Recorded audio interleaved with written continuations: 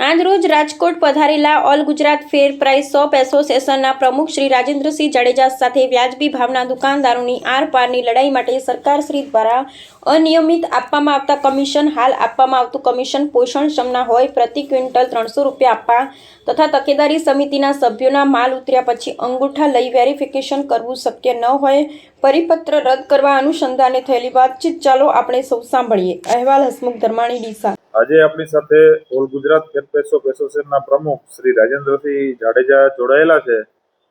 રાજેન્દ્રસિંહ જાડેજા, નમસ્કાર. હા, નમસ્કાર સાહેબ, હું આપને પૂછવા માંગુ છું કે હાલમાં ગુજરાત રાજ્યની અંદર જે વ્યાજબી ભાવના દુકાનદારો છે એની માંગણીઓને લઈ અને હડતાલનું એલાન કરેલું છે, તો હું આપની પાસે જાણવા માંગુ છું કે આપની કઈ કઈ પ્રકારની માંગણીઓ છે અને કેટલી માંગણીઓ છે.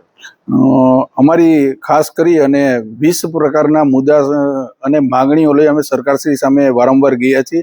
એમાં અમારી બે મુખ્ય માંગણી છે. પ્રથમ માંગણી છે એ વ્યાજબી ભાવના દુકાનદારોને મળતા અપૂરતા કમિશન બાબતે છે, અને બીજી માંગણી છે એ રાજ્ય સરકાર તરફથી જે નવા પરિપત્રો અને ઠરાવ કરવામાં આવે છે એમાં ક્યાંક ને ક્યાંક દુકાનદારની કોઈ પણ જાતનો રોલ ન હોવા છતાં તેમની ઉપર દબાણકારી નીતિ અપનાવી અને સરકાર જ ક્યાંક પ્રકારનું ખોટું કરી રહી એવો લગભગ ગુજરાતના તમામ દુકાનદારો માને છે. એ બે મુદ્દા મહત્વના છે. અન્ય જે 20 મુદ્દા છે ને વિતરણ ઘટ છે, કમિશનની નિયમિતતા છે અને આ સહિતના અનેક મુદ્દાને લઈ અને અમે સરકારશ્રીમાં ગયેલા છીએ.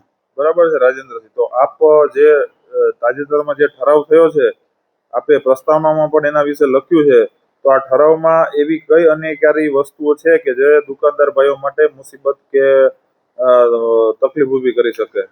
આમ જોઈએ તો વ્યાજબી ભાવની દુકાન ઉપરથી જ્યારે લાભાર્થીને અનાજ આપવામાં આવે છે, અનાજના ડાયવર્ટ રોકવા માટે થઈ અને ગુજરાત સરકારે 2012માં એક પરિપત્ર કરી અને ગ્રામ્ય વિજિલન્સ કમિટી કે જે સુપ્રીમ કોર્ટના માર્ગદર્શન અને આદેશ મુજબ કરવામાં આવી હતી, એ સમિતિની રચના સંપૂર્ણ રચના મામલતદાર શ્રી દ્વારા કરવામાં આવે છે. અને એ સમિતિની રચના થયા બાદ સમિતિનું કાર્યક્ષેત્ર છે તેની અંદર સમિતિના જે નિમાયેલા સભ્યો છે દુકાન ઉપર આવતા જથ્થાની તપાસ કરે છે અને દુકાન ઉપર નિયમિત દુકાન ખુલે, નિયમિત રીતે ગ્રાહકોને જથ્થો મળે અને ભાવ બોર્ડ છે એ વ્યવસ્થિત રીતે બહાર ગ્રાહક જોઈ શકે એ રીતે રાખવા માટેનો ઠરાવ થયેલો છે. જે ખાસ કરીને તકેદારી સમિતિની જે વાત સંભળાય છે, અને હાલ તકેદારી સમિતિના જે 80% સભ્યો છે એ દુકાન ખાતે જથ્થો ઉતરે ત્યારે હાજર રહે અને પોતાના બાયોમેટ્રિક ફિંગરપ્રિન્ટ આપે, ત્યારબાદ આ જથ્થો છે એ દુકાનદારના ડેશબોર્ડ ઉપર ચડે. તો આ બાબતનો આપનો જે વિરોધ છે એ કેટલો ગંભીર છે અને એમાં શું ડિફિકલ્ટી આવે એ જણાવો.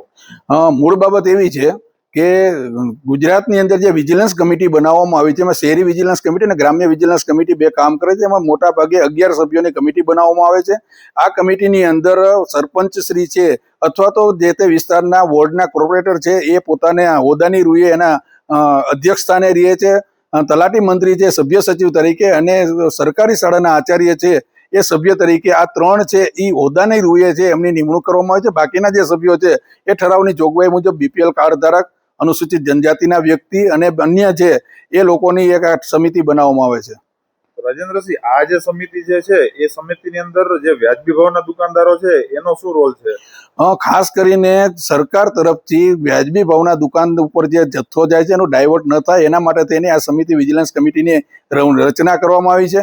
ખરેખર જોઈએ તો અનાજના ડાયવર્ટ રોકવા માટે ગુજરાત નાગરિક પુરવઠા નિગમે રાજ્ય સરકારની પાસેથી 100 કરોડ જેવો ખર્ચો કરી અને દરેક ગોડાઉન ઉપર CCTV કેમેરા લગાવવામાં આવ્યા છે.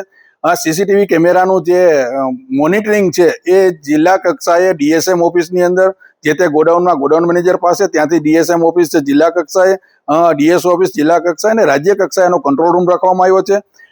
આ ઉપરાંત નિગમ દ્વારા, નાગરિક પુરવઠા નિગમ દ્વારા અન્ય એજન્સીઓ, ખાનગી એજન્સીને રોકી અને ફારાઈ સિસ્ટમ દાખલ કરવામાં આવે છે. જ્યાંથી ગોડાઉન મેનેજરની પાસેથી જ્યારે DC બને ત્યારે DCની અંદર એની ફારાઈ સિસ્ટમની અંદર એન્ટ્રી કરી અને એને દુકાનદારની EPOD એટલે કે ઇલેક્ટ્રોનિક બંધ કરવામાં આવે છે. અને ત્યારબાદ આ પણ પૂર્ણ થયા પછી જે ડોરસ્ટેપ અને ટ્રાન્સપોર્ટ કોન્ટ્રાક્ટર હોય છે એમના જે વાહનો છે અંદર GPS સિસ્ટમ પણ ફિટ કરવામાં આવી છે.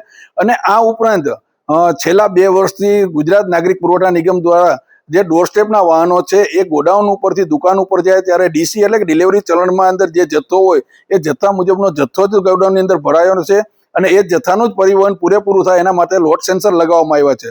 જો રાજ્ય સરકાર દ્વારા અને પુરવઠા નિગમ દ્વારા આટલી બધી તકેદારી રાખી અને કરોડો રૂપિયાના ખર્ચા કામ કરવામાં આવતું હોય છતાં સરકારને ક્યાંક ને ક્યાંક માની લ્યો કે અમારે તો એટલી બધી શંકા છે કે ડોર સ્ટેપના ઇજારદાર અને નિગમના જે કર્મચારીઓ છે એમની વચ્ચે ક્યાંક ને ક્યાંક ભ્રષ્ટાચાર રૂપી સાંઠગાંઠ કરવામાં આવે છે અને એની હિસાબે સરકારનો કદાચ જો આ ઉદ્દેશ છે બર ન આવતો હોય એટલા માટે થઈ અને વધારાની જે કામગીરી આપવામાં આવી છે એ કામગીરી છે એનાથી લઈ અને દુકાનદારમાં વિરોધ છે. રાજેન્દ્રસિંહ, આપે જેમ જણાવ્યું તેમ જુદી જુદી એપ્લિકેશનો, સોફ્ટવેરો અને આવી જુદી જુદી ઇલેક્ટ્રોનિક સિસ્ટમ વસાવેલી છે. સાથે સાથે તકેદારી સમિતિઓ પણ રચેલી છે અને આટલું સતત મોનિટરિંગ થતું હોય તાલુકા કક્ષાએ, મામલતદાર કક્ષાએથી અને કલેક્ટર કક્ષાએથી, જિલ્લા પુરવઠા અધિકારી શ્રી હોય અને નિયામક કક્ષાએથી પણ સતત મોનિટરિંગ થતું હોય છે, છતાં પણ વારંવાર દુકાનદારો જે છે એની ફરિયાદ ઉઠતી હોય છે કે અનાજ પૂરું નથી આવતું અથવા તો અનાજની જે ગુણવત્તા છે એ ગુણવત્તા યોગ્ય નથી અને અનાજ સમયસર મળતું નથી. પરિણામે ગરીબ અને જરૂરિયાતમંદ ગ્રાહકોને દુકાને ધક્કા ખાવા પડે છે. આટલી ફૂલપ્રૂફ સિસ્ટમ હોવા છતાં પણ જે આ છીંડા છે, આ છીંડા પાછળનું શું કારણ હોઈ શકે?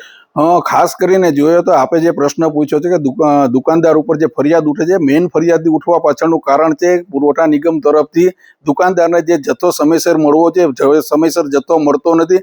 અનિયમિત જથ્થો મળવાથી ગ્રાહકો છે વારંવાર દુકાન ઉપર ધક્કા ખાતા હોય છે. ત્યારે ઘણી વખત ગ્રાહક છે એ અને દુકાનદાર વચ્ચે ઘર્ષણ ઉત્પન્ન થાય અને ઘર્ષણના પરિણામે ગ્રાહક છે સાચી ખોટી ફરિયાદ કરતા હોય છે. દરેક ગ્રાહક ખોટા છે એવું કહેવાનું કહી અને અમે દુકાનદારનો બચાવ નથી કરતા, પરંતુ જ્યારે રાજ્ય સરકાર તરફથી અત્યારે પીડીએસ સિસ્ટમને ખૂબ જ પારદર્શક બનાવવામાં આવી છે. અત્યારે જો કોઈ પણ ગ્રાહક છે પોતાનો ફિંગરપ્રિન્ટ આપવા જાય એટલે જથ્થો લેવા જાય ત્યારે ફિંગરપ્રિન્ટ આપે ત્યારે એમના ફેમિલીના દરેક સભ્યો ઉપર એક ગુજરાતીની અંદર મેસેજ જાય છે એમને કયો જથ્થો કેટલા ભાવે અને ક્યારે અને કોના ફિંગરપ્રિન્ટથી મળેલો છે.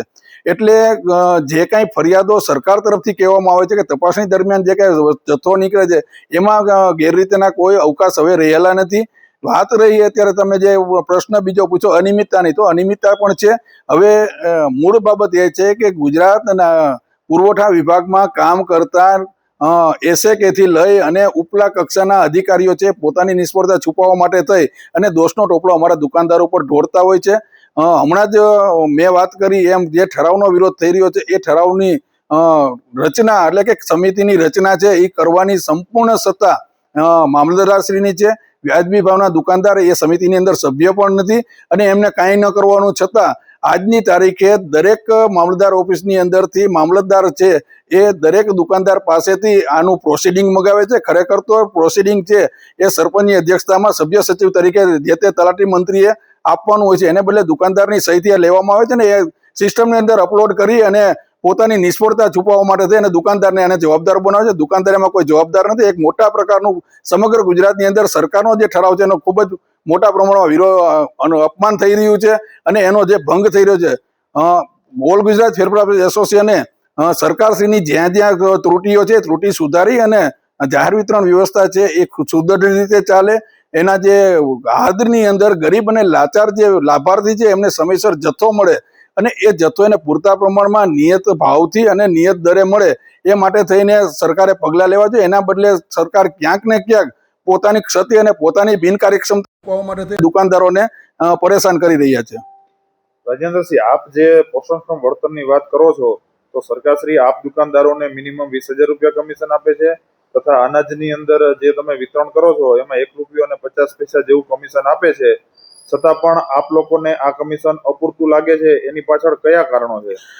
મૂળ બાબત એવી છે કે દુકાનદારને જે મિનિમમ 20,000 કમિશન મળે એમાં 97% વિતરણની જે શરત રાખવામાં છે એ શરત ફૂલફિલ થઈ શકતી નથી. જ્યારે ગ્રાહક જથ્થો લેવા ન આવે તો સરકારશ્રીમાં એવો કોઈ નિયમ નથી કે ગ્રાહકને ફરજિયાત જથ્થો લેવો જોઈએ. બીજી બાબત એ છે કે 20,000 રૂપિયા મિનિમમ કમિશન કે 150 રૂપિયા પર ક્વિન્ટલ એટલે ₹1.50 પ્રતિ કિલો જે કમિશન આપવામાં છે આ કમિશનની અંદરથી દુકાનદારે પોતાના ટોલાટનો પગાર ચૂકવવાનો હોય છે, ઓપરેટરને પગાર ચૂકવવાનો છે. આ ઉપરાંત પોતાની દુકાનનું ભાડું, લાઇટ બિલ, વીજળી અને નેટ ના જે કાંઈ પૈસા આવે છે ખર્ચ એની અંદર ભોગવવાનો છે. એટલે હાલના તબક્કે ગુજરાત સરકાર તરફથી જે દુકાનદારોને કમિશન આપવામાં છે એનાથી ગુજરાતના કોઈ પણ દુકાનદાર પછી એ 20,000 રૂપિયા કમિશન મિનિમમ મેળવતો હોય કે 1.50 કે કમિશન લેતો હોય પણ એમનું પરિવારનું ભરપોષણ થઈ શકે એમ નથી. દુકાનદાર પોતે એક સામાજિક વ્યક્તિ તરીકે સમાજની અંદર એને પોતાનું પણ સ્થાન હોય છે. એમના માતા પિતાની સારવારની અંદર, બાળકોના અભ્યાસની અંદર, કુટુંબની અંદર અને શિક્ષણની પાછળ જે કંઈ ખર્ચ કરવો પડતો હોય એ ખર્ચને સરકારના જે કમિશન છે એનાથી પહોંચાડી નથી શકતો અને દુકાનદાર આનાથી ખૂબ જ પીસાઈ રહ્યો છે. આ એક પ્રકારનો દુકાનદાર ઉપરનું સરકારનું છે એ શોષણ છે ને, આ શોષણની સામે હાલ દુકાનદારો છે એ એકજૂટ થઈ અને અવાજ ઉઠાવી રહ્યા છે. તો આવનારા સમયમાં આપણે એલાન કરેલું છે કે 1 નવેમ્બરથી અમે હડતાલ કરશું અથવા તો વિતરણથી અળગા રહેશું.